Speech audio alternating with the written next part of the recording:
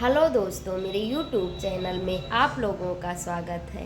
दोस्तों, आज मैं आप लोगों को बताऊंगी कि ऐसी कौन सी 3 वस्तु हैं जिसको भोजन में डालने से भोजन स्वादिष्ट होता है। दोस्तों, सबसे पहला है हमारा हुनर। दोस्तों, यदि हमारे पास सामान उपलब्ध है लेकिन हमारे पास यदि हुनर नहीं है तो हमारा भोजन स्वादिष्ट नहीं हो सकता है। दोस्तों, दूसरा है हमारे पास सामान। दोस्तों, हमारे पास कितना भी हुनर है, यदि सामग्री नहीं है तो हम भोजन को उतना स्वादिष्ट नहीं बना सकते हैं। और दोस्तों, तीसरा जो हमारा सबसे आवश्यक वस्तु है वह है भगवान की प्रेरणा।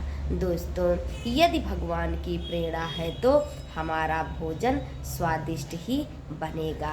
दोस्तों, हमारे पास यदि हुनर भी नहीं है, सामान भी कम है, लेकिन ईश्वर की अनुकंपा होगी तो हमारा भोजन स्वादिष्ट बनेगा।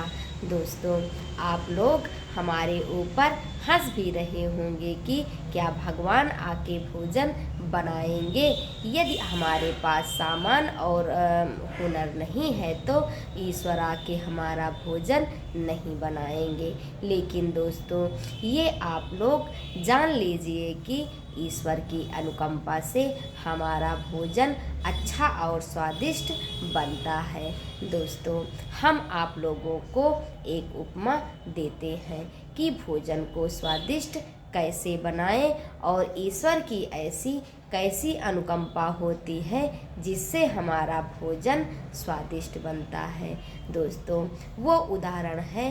दोस्तों, आप देखिए, घर में कितना भी आप तेल मसाला डालिए, कितना भी हुनर दिखाइए, उस तरह भोजन आप नहीं बना सकते हैं जिस तरह यदि आप कहीं भी आप देवी के स्थान पर गए हैं, कहीं भी आप तीर्थ यात्रा में गए हैं, वहाँ का भोजन आप कभी खाकर देखिए, उसमें बहुत ही स्वाद रहता है।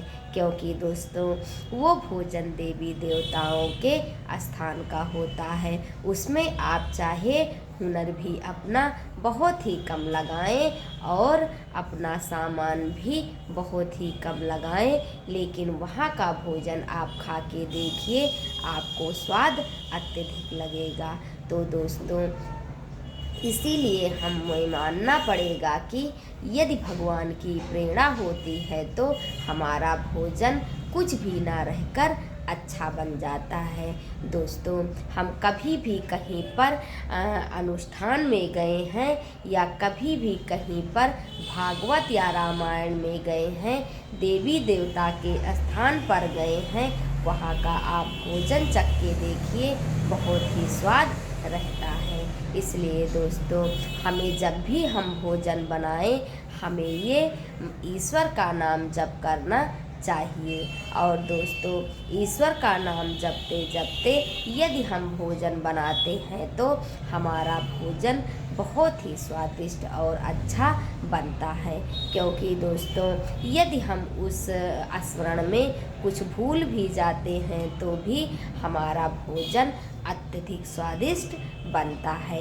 इसको हमने नोटिस किया है, इसलिए मैं आप लोगों के साथ इसे शेयर कर रही हूँ।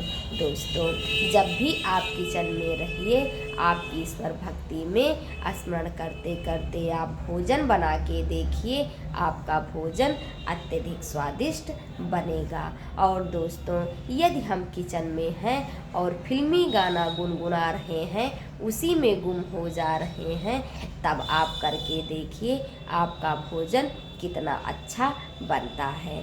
दोस्तों, मैंने ये करके देखा है, इसलिए मैं आज आप लोगों को ये छोटा सा विचार दे रही हूँ। दोस्तों, कहीं पर आप जाइए, वहाँ का प्रसाद खा के देखिए, आपको बहुत ही अच्छा लगेगा। घर पे आप पूड़ी बनाइए, घर पे आप सब्जी बनाइए, पर उतनी अच्छी स्वाद नहीं रहेगा जैसे आपका किसी स्थान पर गए हुए हैं और वहाँ की माता की प्रेरणा से उतना अच्छा भोजन बना है। दोस्तों, ये हमने कई बार आजमाया है, इसलिए मैं आप लोगों को ये बात बता रही हूँ।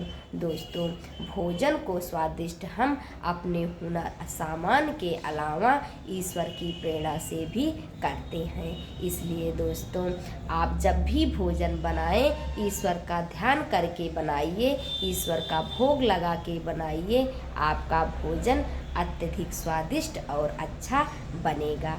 तो दोस्तों, ये हो गया आज का हमारा छोटा सा विचार जो भोजन से संबंधित है। अगर आप लोगों को मेरा ये विचार अच्छा लगा हो तो प्लीज़ मेरे चैनल को लाइक, शेयर और सब्सक्राइब करें। धन्यवाद।